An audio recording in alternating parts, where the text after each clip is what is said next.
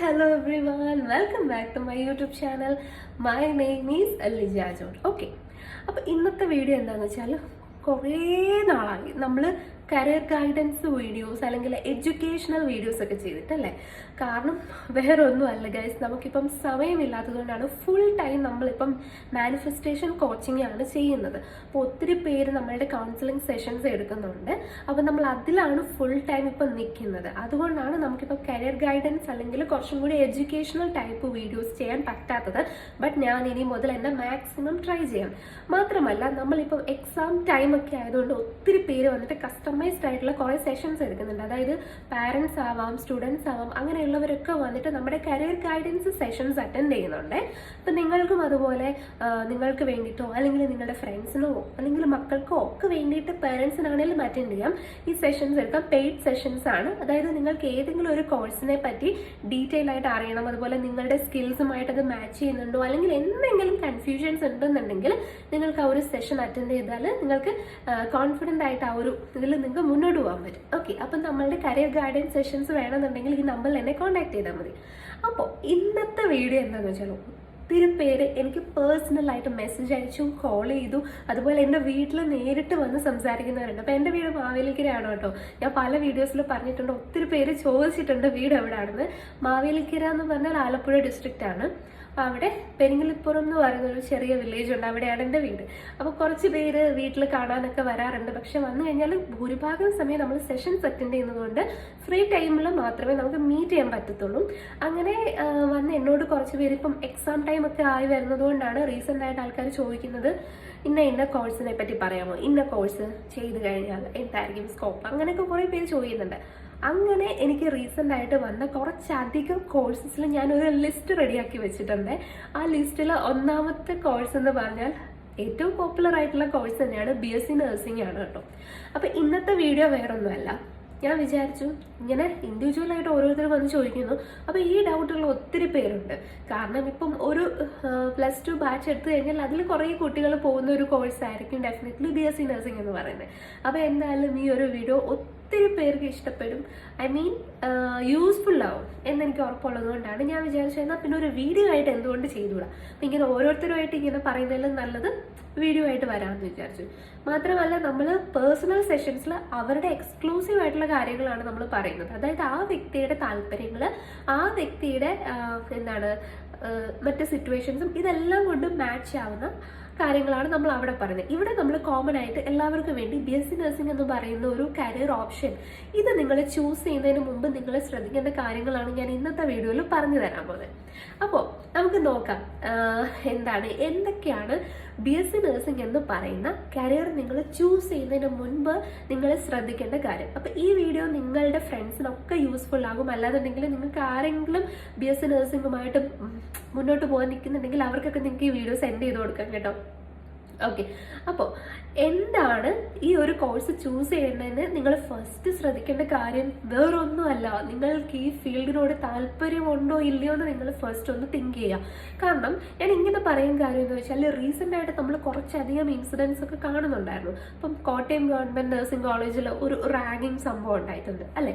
അപ്പോൾ ആ ഒരു ഇൻസിഡൻറ്റിൽ അവർ ചെയ്ത ആ ഒരു ക്രിമിനൽസ് ആയിട്ടുള്ള അവർ ചെയ്ത കാര്യങ്ങൾ മനുഷ്യ മനസ്സാക്ഷിയെ ഞെട്ടിക്കുന്ന കാര്യങ്ങളായിരുന്നു. അപ്പം അവരൊക്കെ പഠിച്ച് നേഴ്സുമാരായിട്ട് വരുമ്പോൾ ഈ സൊസൈറ്റിയിലോട്ട് അവർ കോൺട്രിബ്യൂട്ട് ചെയ്യുന്നത് എന്തായിരിക്കും? അത്രയും ക്രിമിനൽ മൈൻഡ് സെറ്റ് ഉള്ള ഒരു ആൾക്കാരായിരുന്നു അവർ. ഞാൻ അവരുടെ കാര്യം പറയല്ല, നമ്മളാണെങ്കിലും അങ്ങനെ ഒരു കരിയർ ചൂസ് ചെയ്യുമ്പം ഈ കരിയറിൻ്റെ ഒരു മഹത്വം, മാഹാത്മ്യം എന്താണ്, നേഴ്സുമാരുടെ ഡ്യൂട്ടി, അതുപോലെ അവരെന്താണ് ചെയ്യുന്നത്, ഇതിനെ പറ്റിയൊക്കെ നിങ്ങൾക്ക് വ്യക്തമായ ധാരണ ഉണ്ടാവണം. സത്യം പറഞ്ഞാൽ നഴ്സിംഗ് എന്ന് പറഞ്ഞാൽ സേവനമാണ് എന്നൊക്കെ പറയാറുണ്ട്. ആക്ച്വലി സേവനമാണോ എന്ന് ചോദിച്ചു കഴിഞ്ഞാൽ സേവനമല്ല. കാരണം അത് പെയ്ഡാണ് അല്ലേ. പെയ്ഡ് ആയിട്ടുള്ള കാര്യങ്ങൾ നമുക്ക് സേവനം എന്ന് പറയാൻ പറ്റില്ല ഒരു പരിധി വരെ. പക്ഷെ ആണെന്ന് ചോദിച്ചാൽ ആണെന്ന് നമുക്ക് പറയാം. ഇപ്പോൾ കോവിഡിൻ്റെ ടൈമിലൊക്കെ എത്രയോ നഴ്സുമാർ കഷ്ടപ്പെട്ട്, കോവിഡിന് മാത്രമല്ല അതിന് മുൻപ് വന്ന എമർജൻസി കേസസിലും എല്ലായിടത്തും നഴ്സുമാരൊക്കെ ഒരുപാട് കഷ്ടപ്പെടുന്നുണ്ട്. പക്ഷെ പെയ്ഡ് ആണെന്ന് ചോദിച്ചു കഴിഞ്ഞാൽ പെയ്ഡ് ആണ് താനും. പക്ഷെ അവരുടെ ജീവൻ പണയം വെച്ചിട്ട് അവർ ചെയ്യുന്ന ഒരുപാട് കാര്യങ്ങളുണ്ട്. അപ്പോൾ ആ ഒരു ചെയ്യുന്ന ജോലിയുടെ മഹത്വം, മഹാത്മ്യം നിങ്ങൾ മനസ്സിലാക്കുക. മറ്റുള്ളവർക്ക് വേണ്ടിയിട്ട് നമ്മൾ ഒരു മാലാഖയെ പോലെ അവരെ നമ്മൾ സെർവ് ചെയ്യുകയാണ്. അപ്പം അവർക്ക് കൊടുക്കുന്നത് ട്രീറ്റ്മെൻറ്റ് മാത്രമല്ല, നമ്മളുടെ ഒരു പെരുമാറ്റം കൂടിയാണ്. അപ്പോൾ ആ ഒരു പെരുമാറ്റത്തിൽ നിങ്ങൾ കൈൻഡ് ആയിരിക്കുക, നിങ്ങൾ കുറച്ചും കൂടി ഒരു ഹ്യൂമൻ വാല്യൂസ് ഒക്കെ മനസ്സിലാക്കാൻ ശ്രമിക്കുക. അങ്ങനെയൊക്കെ ഉള്ള ഒരു വ്യക്തിയാണ് നിങ്ങളെങ്കിൽ നിങ്ങൾക്ക് ഈ ഒരു ഫീൽഡിൽ ഇറങ്ങാനുള്ള യോഗ്യത ഉള്ളൂ എന്ന് നിങ്ങൾ ഫസ്റ്റ് റിയലൈസ് ചെയ്യുക. ജസ്റ്റ് മണി മേക്കിംഗ് എന്ന് പറയുന്ന ഒരു പേർപ്പസിന് വേണ്ടിയിട്ട് നമ്മൾ ഇതിലേക്ക് വരികയാണെങ്കിൽ നമ്മൾ ഈ സമൂഹത്തോട് കാണിക്കുന്ന ഒരു ദ്രോഹം മാത്രമായിരിക്കും അത് എന്നാണ് ഫസ്റ്റ് തന്നെ നമ്മൾ റിയലൈസ് ചെയ്യേണ്ടത്. അപ്പോൾ ഇതാണ് നമ്മൾ ഫസ്റ്റ് മനസ്സിലാക്കേണ്ട അല്ലെങ്കിൽ തിരിച്ചറിയേണ്ട ഒന്നാമത്തെ പോയിന്റ്. നമ്മുടെ നെക്സ്റ്റ് പോയിന്റ്, നിങ്ങൾ എവിടെയാണ് നഴ്സിംഗ് പഠിക്കാൻ ഒരു സ്ഥലം പോവല്ലോ, ചൂസ് ചെയ്യുമല്ലോ, അത് എവിടെയാണെന്ന് നിങ്ങൾ ഫസ്റ്റ് നിങ്ങളുടെ മൈൻഡിൽ തന്നെ തീരുമാനിച്ച് വെക്കുക. എനിക്ക് ഇന്ന സ്ഥലത്ത് പോയി പഠിക്കണം.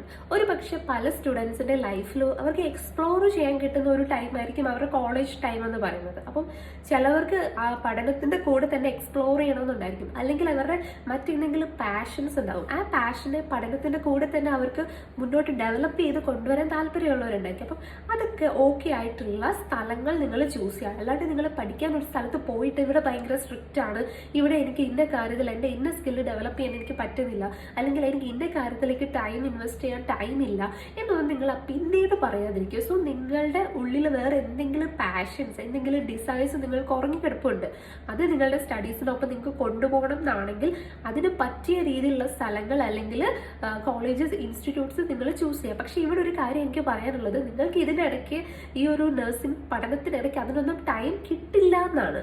പക്ഷെ അതിനനുസരിച്ച് കൊണ്ടുപോകുന്നവരുണ്ടോ എന്ന് ചോദിച്ചാൽ ഡെഫിനറ്റ്ലി ഉണ്ട്. പക്ഷെ ഞാൻ എപ്പോഴും പറയുന്നത്, ഒരു നഴ്സിംഗ് സ്റ്റുഡൻ്റ് ആയിരിക്കുന്ന സ്ഥിതിക്ക് നിങ്ങൾ എപ്പോഴും ആ ഒരു സ്റ്റഡീസിൽ ഫുൾ ഫോക്കസ് ആവുക. ദെൻ അതിനുശേഷം നിങ്ങൾക്ക് ഈ പാഷനെ കൊണ്ടുപോകാം. പക്ഷെ ചില ആൾക്കാർ പറയുന്നുണ്ട്, എൻ്റെ പാഷൻ ഒരുപാട് എഫേർട്ടൊന്നും വേണ്ടാത്ത കാര്യമാണ്, അതുകൊണ്ട് എനിക്ക് സ്റ്റഡീസിൻ്റെ കൂടെ കൊണ്ടുപോകണം എന്നുണ്ട്. അങ്ങനെയുള്ളവർക്ക് ഞാൻ ഈ പറഞ്ഞ രണ്ടാമത്തെ പോയിന്റ് എന്തായാലും യൂസ്ഫുൾ ആയിരിക്കും കേട്ടോ. അടുത്ത പോയിന്റ്, നിങ്ങൾ അപ്ലൈ ചെയ്ത കോളേജസ് ഉണ്ടല്ലോ, അതായത് നിങ്ങൾ പോകാൻ ഉദ്ദേശിക്കുന്ന ഒരു സ്ഥാപനമില്ലേ, ഈ കോളേജിൽ INC രജിസ്ട്രേഷൻ, INC അപ്രൂവൽ ഉണ്ടോ, ഇന്ത്യൻ നഴ്സിംഗ് കൗൺസിൽ അപ്രൂവൽ ഉണ്ടോ എന്ന് നിങ്ങൾ ചെക്ക് ചെയ്യണം. എല്ലാവരും ചെയ്യുന്നതാണ്, എങ്കിലും ഞാൻ ജസ്റ്റ് പറയുകയാണ്. അതുപോലെ തന്നെ സ്റ്റേറ്റ് നഴ്സിംഗ് കൗൺസിൽ രജിസ്ട്രേഷൻ ഉണ്ട്, ആ ഒരു രജിസ്റ്റേർഡ് ആണോ എന്നും കൂടി നിങ്ങൾ ചെക്ക് ചെയ്യണം. അതായത് നമ്മൾ പഠിക്കാനായിട്ട് പോകുന്ന സ്ഥാപനത്തിന്റെ ക്രെഡിബിലിറ്റി, അതുപോലെ തന്നെ അതിന്റെ സ്റ്റാൻഡേർഡ് ഒക്കെ നമ്മൾ ചെക്ക് ചെയ്യണം.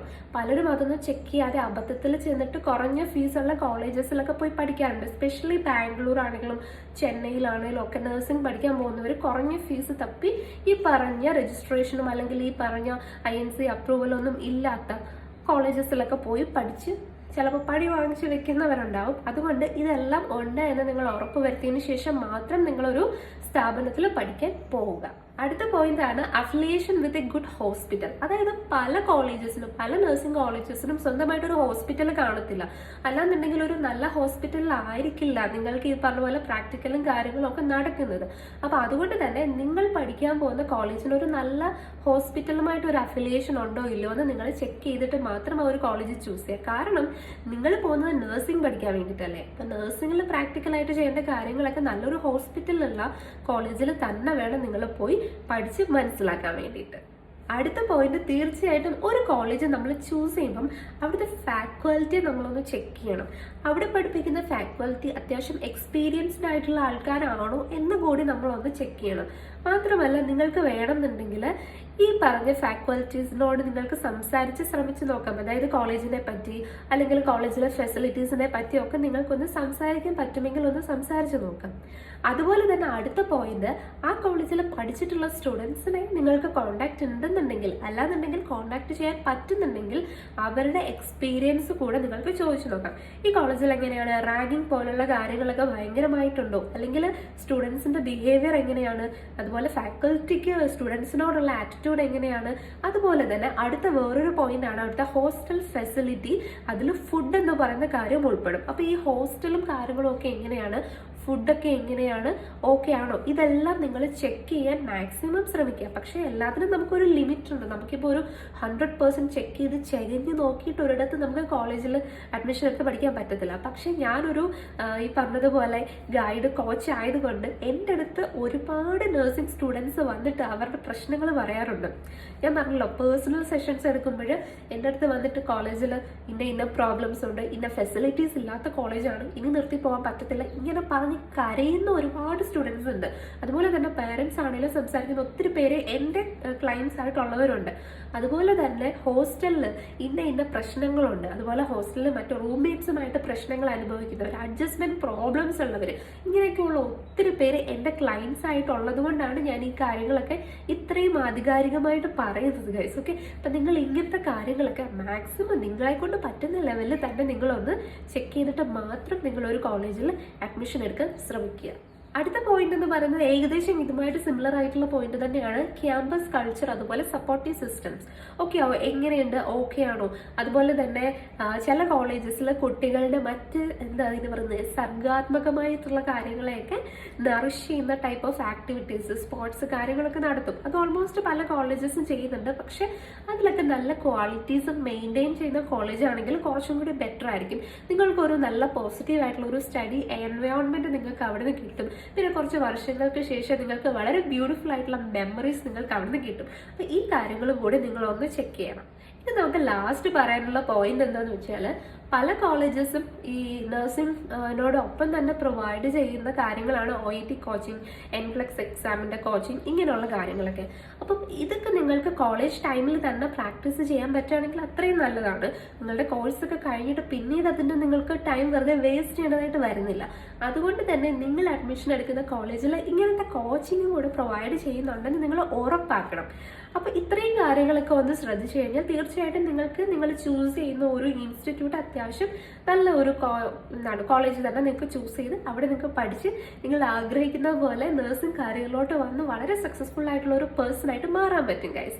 അപ്പോൾ ഈ ഒരു വീഡിയോ നിങ്ങൾക്ക് യൂസ്ഫുൾ ആണെന്ന് വിചാരിക്കുന്നു. മാത്രമല്ല നിങ്ങൾക്ക് വേണമെന്നുണ്ടെങ്കിൽ പേഴ്സണൽ ഗൈഡൻസ്, അതിപ്പോൾ കരിയറുമായിട്ട് ബന്ധപ്പെട്ടതാവാം, എന്തെങ്കിലും പ്രോബ്ലംസ് ഫേസ് ചെയ്യുന്ന ഒരാളാണ് നിങ്ങളെങ്കിൽ അതിലും നിങ്ങൾക്ക് നമ്മുടെ പേഴ്സണൽ കോച്ചിങ് ലഭിക്കുന്നതായിരിക്കും. നിങ്ങൾക്ക് വേണമെന്നുണ്ടെങ്കിൽ എന്നെ ഈ നമ്പറിൽ കോൺടാക്ട് ചെയ്യാം. പിന്നെ നമുക്കൊരു വാട്സപ്പ് കമ്മ്യൂണിറ്റി ഉണ്ട്, അതിൽ നമ്മൾ ഡെയിലി പോസിറ്റീവ് ആയിട്ടുള്ള കാര്യങ്ങളൊക്കെ ഷെയർ ചെയ്യുന്നുണ്ട് കേട്ടോ. അപ്പോൾ നിങ്ങൾക്ക് അതിൽ വേണമെങ്കിൽ ജോയിൻ ചെയ്യാം. ഡിസ്ക്രിപ്ഷൻ ഞാൻ ലിങ്ക് ഞാൻ ഡിസ്ക്രിപ്ഷനിൽ കൊടുത്തേക്കാം. സോറി പറഞ്ഞപ്പോൾ തെറ്റിപ്പോയി. ഓക്കെ, അപ്പോൾ അത്രേ ഉള്ളൂ. Bye, have a nice day.